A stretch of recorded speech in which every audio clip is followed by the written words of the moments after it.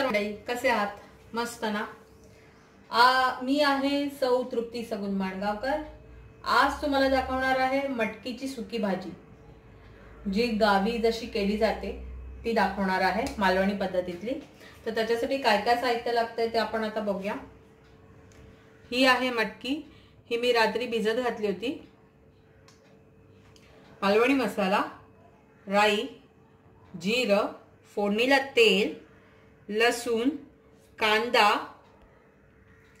ओलं खोबरं, कोथिंबीर, टोमॅटो, कढीपत्ता, गूळ, हळद, चिंच आणि हिंग।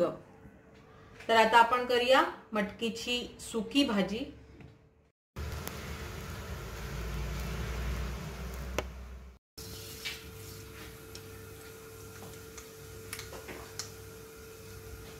राई छान तडतडली की आपण त्याच्यात घालायचे जिरं।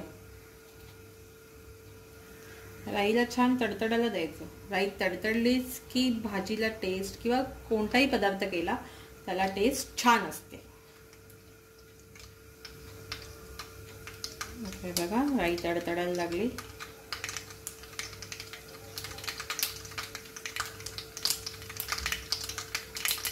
आता आपण ह्याच्यात घालूया जिरं,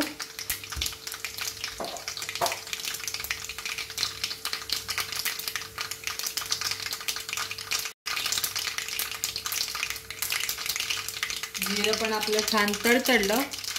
हे बघा, आता आपण ह्याच्यात घालूया ही लसूण, आणि लसूण थोडी लाल होऊ द्यायची। हे बघा, लसणीचा रंग थोडा बदललाय। आता आपण ह्याच्यात घालूया कढीपत्ता, आणि आता आपण घालणार आहे बारीक चिरलेला कांदा,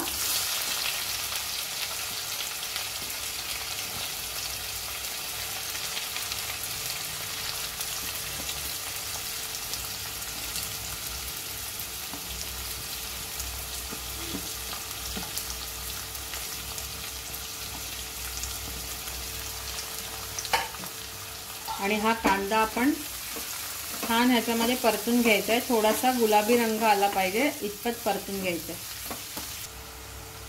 हा बघा, थोडासा कांदा परतले गेलेला आहे, त्याचा रंगही बदलत आलेला आहे।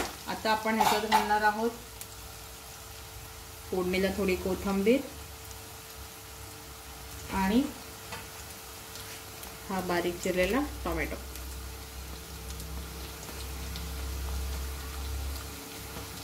हे आता आपण छान परतून घेऊया।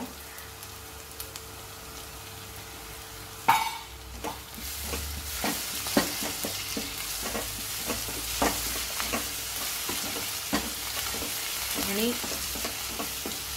टोमॅटो ह्याच्यात छान शिजला पाहिजे। हे बघा, कांदा आणि टोमॅटो चांगला शिजलाय। कांदा थोडासा नरम झालाय छानसा।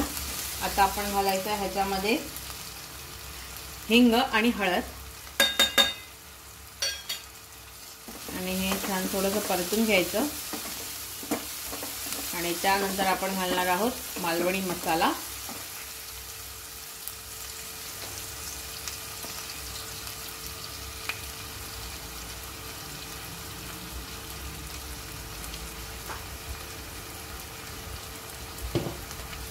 आणि हा मसाला आणि हे कांदा वगैरे छान आता परतून घ्यायचं आहे आपण।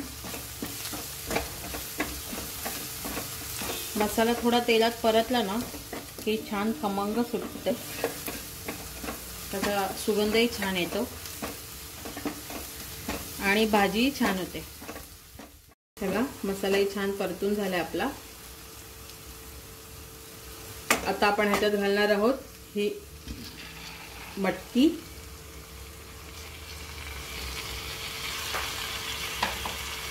आणि मटकी ह्या मसाल्यात आणि तेलात छान परतून घ्यायची।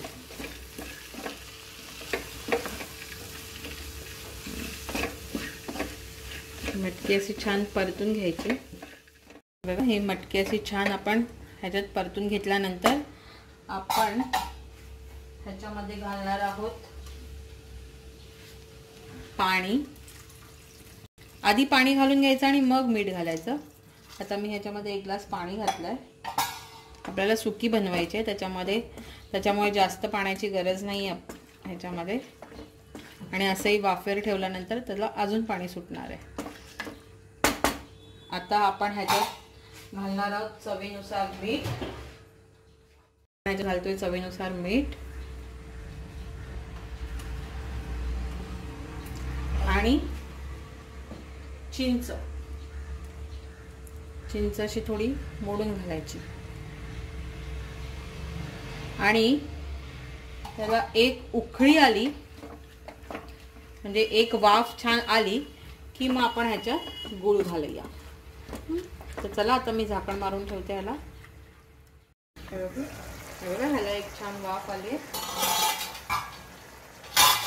आता जरा आपण हे एकत्र करू आहोत. हे गूळ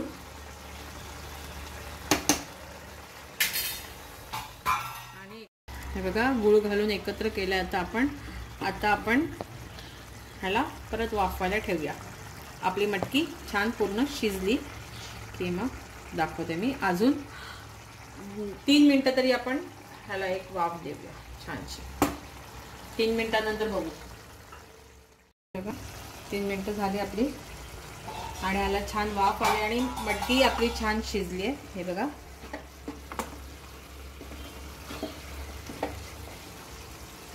आता आपण हे बघा मटकी छान शिजली आहे ती दाखवते तुम्हाला मी. हे बघा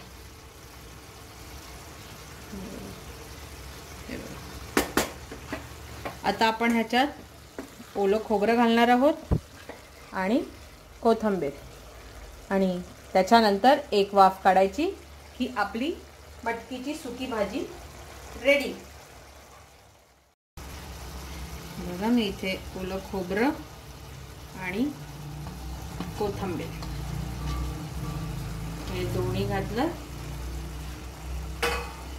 हे आता हे मी एकत्र करते.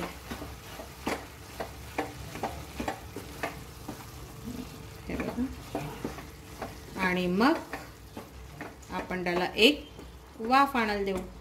एक वाफ आली आपली भाजी रेडी आहे. मिनिटाची वाफ आपली झालेली आहे आणि पूर्णपणे मटकी आणि खोबरं एकजीव झालं आणि ही भाजी आपली रेडी आहे. मटकीची सुकी भाजी मालवणी पद्धतीची.